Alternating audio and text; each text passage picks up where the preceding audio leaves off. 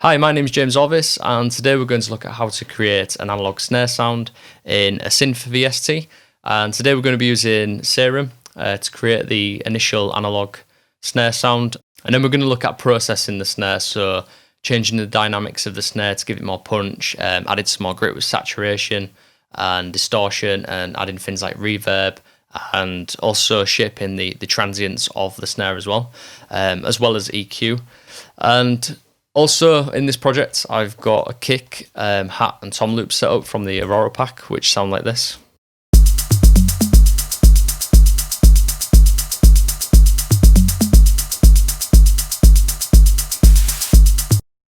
And they're basically just set up so we can reference the snare against them to see if it fits in with those loops.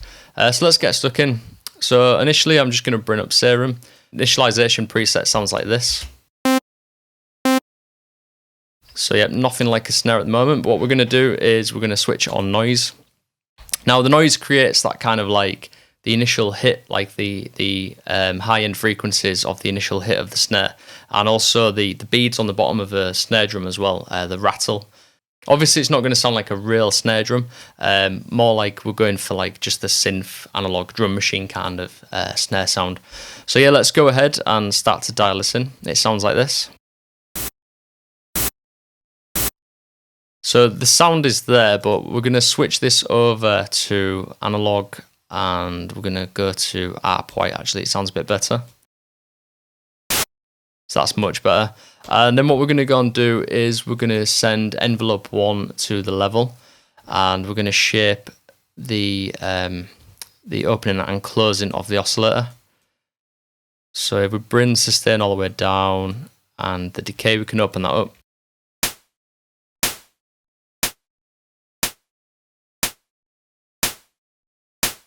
So there's the initial kind of sound, and then we also want to add in oscillator A. And the reason why we do this is because we want the fundamental note of the snare drum.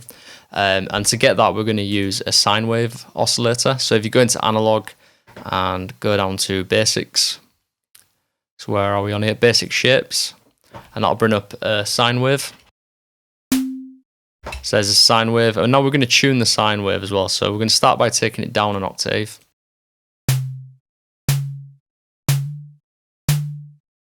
Yeah, I'm going to let it sit around there. And again, we need to also play around with the envelope of this oscillator. Now, you can just send envelope 1 to it, but what I'm going to do is just to have a little bit more control, I'm going to send envelope 2 to oscillator A level. And let's dial this in. And again, we're going to do a similar shape to envelope 1. But we're just going to allow ourselves to have a bit more control over the decay of this one. That's kind of where I want it already. So you can see envelope 1's a little bit longer, and now we can kind of open that noise if we want to. Because if you open up this one, you're going to get like a really long ringing like this.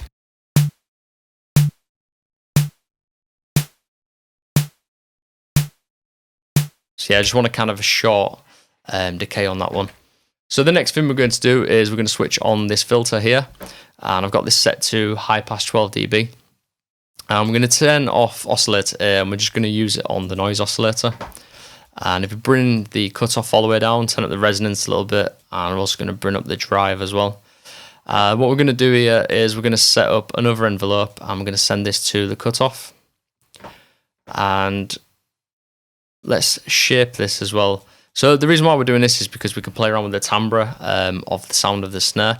And as I play around, you'll hear what I'm getting at here. And you can kind of play around with this modulator here. So you can change the depth of it, how much you want it to open. You can also play around with the resonance and the drive a little bit. And then you can play around with the shaping of the envelope as well. So I'm just going to put the attack right down, open up the sustain a little bit so it opens up. Let's just do that. 1 second. So actually we're going to put the sustain all the way up. We're going to open it up like this. And then I'm going to add a bit of release on there as well.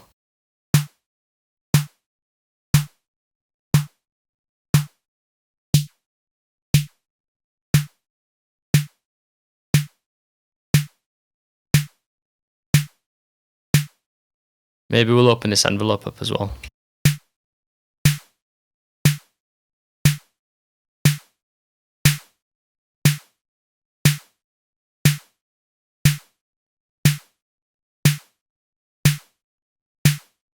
Kind of like where that's sitting. Let's just have a look at the Pro Q2 to see the balance of the snare. Yeah, that's sitting about right. So there you go, we've got the basic kind of sound of the analog snare. And next we're going to go ahead and start processing it. So the first thing that I want to do is just to shave off some of the sub-frequencies. We want to get rid of those so they're not interfering with the kick.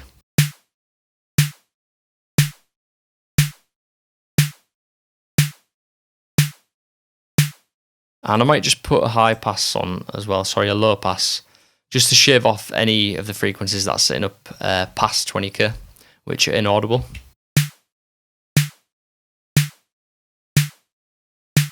So after EQ, we're going to add some more processing. And the first thing I'm going to do is we're going to add an Analogue Tip Emulator. So we've got the slate one here. And this is just to kind of add some gentle saturation and slight tape compression. And it also adds some extra harmonics in there as well. So let's have a listen to this off and then we'll switch it on.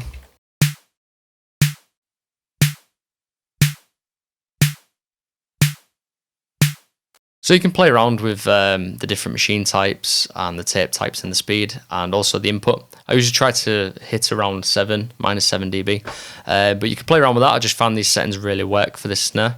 So next we're going to add channel emulation. So we've got this slate virtual channel set up here, and I've just got this set to Brit 4KE. And the reason why we're doing this is because I kind of like the idea that we're emulating the recording of the snare. So it's like we're sending it to a tape and then to an analog mixing desk. Again, just to add a bit of analog warmth to the sound. And so let's have a listen with this on.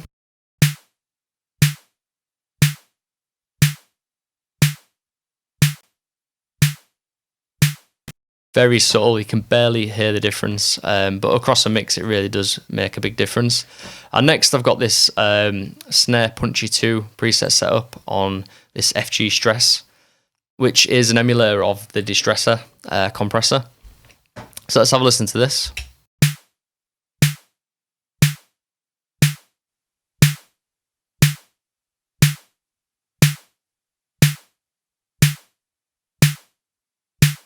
So just about 2 dB reduction there, and the attack we've got open quite a lot, and then the release is about halfway, and the attack's open so we can let the transients pop through before it compresses. So that's how we're getting that kind of really punchy sound from it. And next I just wanted to add a little bit of 2K in, just to give it a bit more punch and raspiness in the 2K area.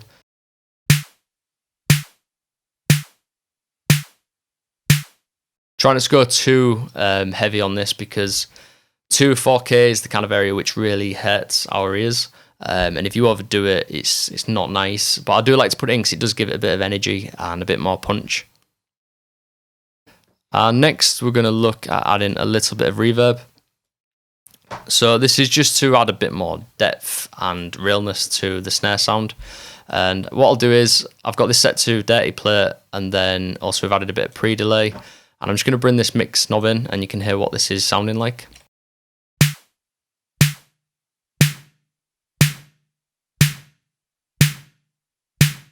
So that's just adding a little bit more depth. Fairly simple. And then next I just wanted to add a little bit more interest to the snare sound. So this is the clean channel here. And then I started playing around with Guitar Rig to see if we could add a little bit more dirt and saturation into the mix. So I think I mentioned this before in a previous tutorial. What I really like to do with Guitar Rig is to just flick through the effects presets on everything, synth sounds, percussive sounds, just to see what kind of flavors you can get out of it, and then I'll layer this up with the original sound. You can go in and play around with the components, which I do sometimes as well, but you can get really quick and unexpected results just by flicking through the effects presets. So I found this one, Reverb, and let's have a quick listen to this.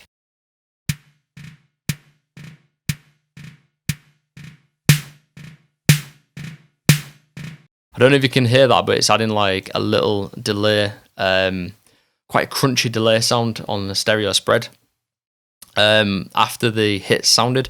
And also there's a little kind of click transient for the snare drum as well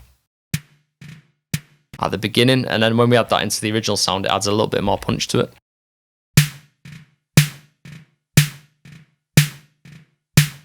So that was the first one, and then the next one, I set up another guitar rig again, same kind of thing, just went through a few different effects in the drum section, and I found this dirty snare preset. I turned off the studio reverb because we've already got reverb on.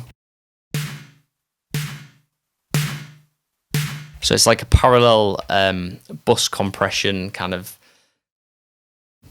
So it's like a parallel kind of compression, which is really smashing and smearing the sound. And obviously adding this back into the original creates like more energy. So let's start to dial this in.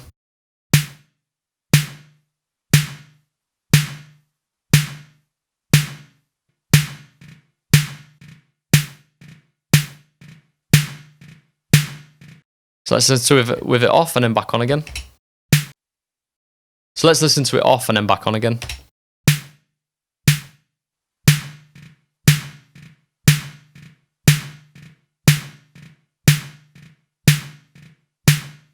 So I just backed off on those volumes a little bit. I thought it was a little bit too much. But yeah, it just adds a bit more interest and a bit more dirt to the original snare sound. And next, I pulled up the Transient Master by Native Instruments. And this was because I felt like maybe I added a little bit too much transient into the snare sound. So you can play around with the transients and the sustain with this plugin. So let's have a quick play around. So you can make it super snappy, or you can open it up. And that really brings up all of that kind of the reverbs and the effects from Guitar Rig as well. And then the attack, you can make it super transient, which is not good. It's really going to push against the headroom on the master. So I wanted to dial this back a little bit and even it out.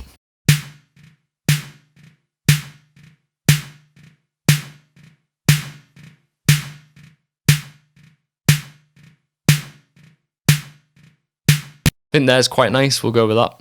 And then next we've got an EQ, and this was just because of all the processing, like the Guitar Rig effects and also the saturation as well. Sometimes it can bring in unwanted artifacts in the sub areas, so let's have a quick look at that.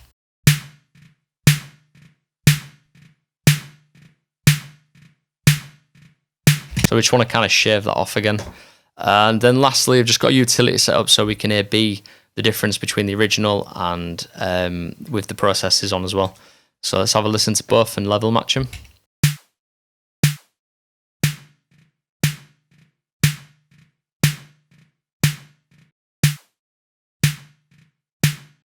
So let's have a listen to before and after.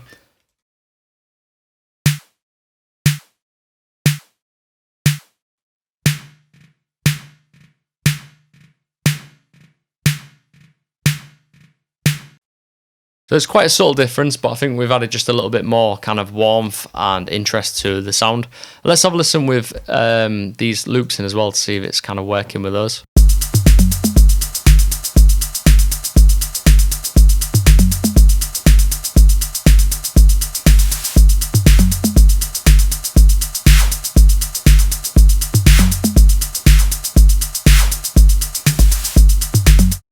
That was quite nice actually, I liked that. So obviously designing your own synth sounds, you have more control what goes on with the synth, so you can really sculpt the tonality of the sound and you can open things up, you can tune the fundamentals of the snare drum. So let's go ahead and play around with that as well.